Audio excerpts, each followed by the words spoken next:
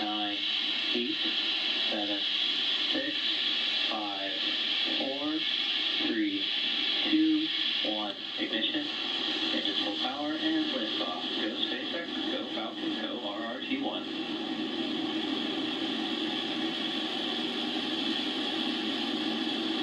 Vehicles pitching downrange. State of propulsion is nominal.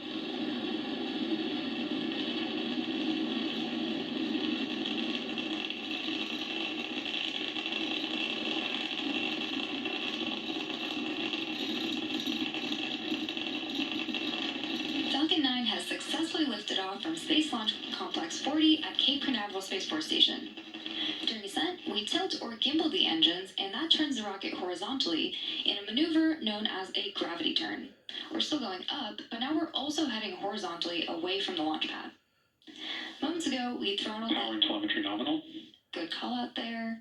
Moments ago, we throttled the engines down on the first stage in preparation for max Q, or maximum aerodynamic pressure. Falcon is supersonic. Falcon 9 is now supersonic. Max Q is a critical moment during flight because the combined stresses caused by Falcon 9 accelerating through the atmosphere and the ambient static pressure are at their greatest. Max Q. And we are now at max Q, and the rocket typically needs to go about 17,500 miles per hour horizontally in order to avoid being pulled back down to Earth and get into orbit. You can track our progress to orbit by keeping an eye on the Stage 1 telemetry in the bottom corner of your screen. Evac shell started. Now we have several events coming up in quick succession.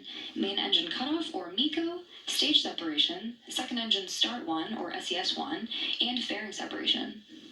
Main engine cutoff, or MECO, is where all 9 Merlin 1D engines shut down to slow the vehicle down in preparation for stage separation, which is where the first stage separates from the second stage. Followed by this, the MVAC engine on the second stage will light, which is called out as second engine start 1, or SES1. This engine burn, lasting several minutes, will propel the second stage and the payload to orbit. And in addition to these 3 major events, the fairing halves will separate shortly after SES1, so keep an eye out for all of those events coming up in just a few seconds.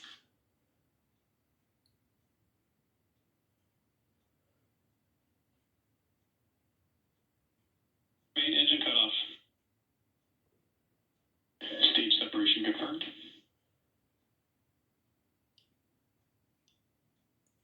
MVAC ignition. And there you heard and maybe just even saw those events that happened back to back, which again were MECO, Stage Sep, and SES1. And just as a reminder, we will not have any Stage 2 views today following stage separation, and the remainder of our webcast will follow the Falcon booster returning to Earth.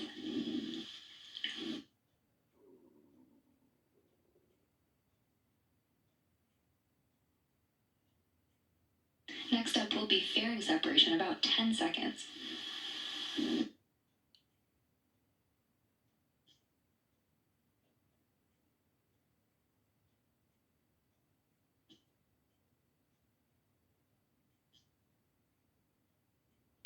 Fairing separation confirmed.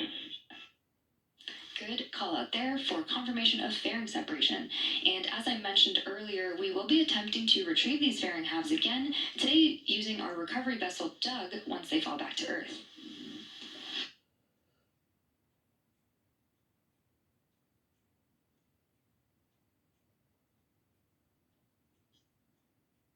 It's about T plus 4 minutes and 3 seconds into today's mission. At the T plus 6 minute and 12 second mark, we expect to have some great views of the first stage entry burn. And for the entry burn, we relight 3 of the M1D engines on the first stage, starting with the center E9 engine, followed shortly after by the E1 and E5 engines.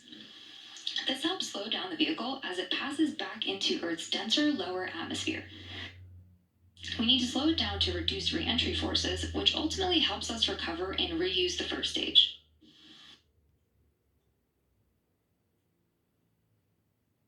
During the entry burn, Falcon 9 is decelerating by firing its Merlin engines, but we're still moving really fast, and this causes the vehicle to fly through Merlin's exhaust gases, or its plume, and this deposits deposits a layer of soot on the vehicle surface, which is why our vehicles look the way they do.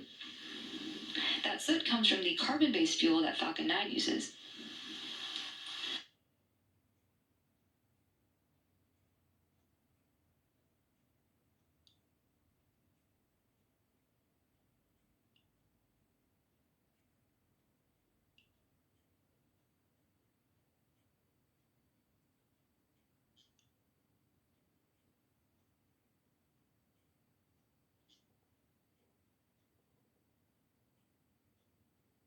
All right, you can hear this. The broadcast is a little intermittent as they kind of figure things out, but a successful launch there of Falcon 9 rocket for this RR-1 mission. It was twice postponed, most recently on Friday due to high winds. Let's just continue to listen in as use of entry burn, but hopefully we do.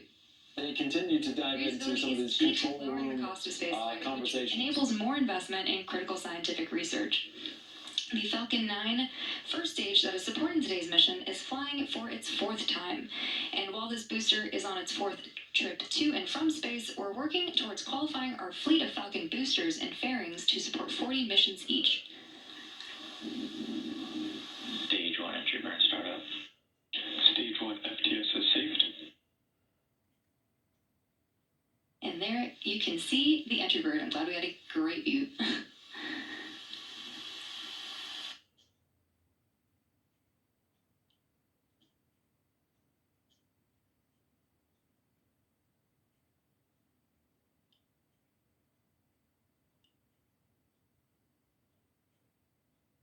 Stage 1 entry burn shutdown. Good call out there for the end of entry burn. As you can see on your screen, the telemetry on the bottom left-hand corner indicates that the first stage is slowing down.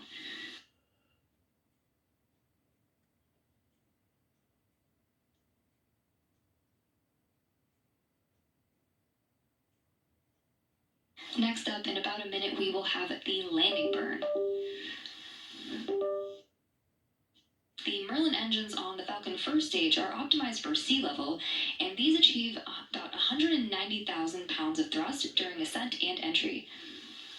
And while it won't be visible on this webcast, the single MVAC engine on the second stage has a much wider nozzle and is optimized to operate in space, producing 220,500 pounds of thrust in vacuum. Stage 2 transonic. Stage 2 is the terminal guidance. Good call outs there for stage 2. So coming up in under 30 seconds, we will have the landing burn of the first stage. And the landing burn is the final burn of the Falcon 9 booster that is used to reduce the remaining speed of the vehicle in order to allow for a soft... Stage 2 FTS is saved. In order to allow for a soft touchdown on the drone ship.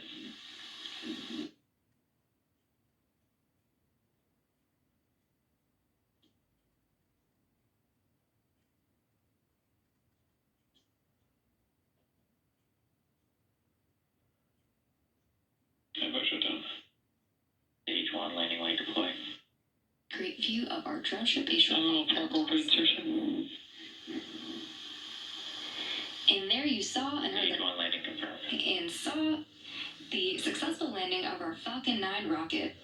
This mission marks SpaceX's 126th successful Falcon launch of 2024, and the booster's landing marks SpaceX's 383rd recovery of an orbital class rocket.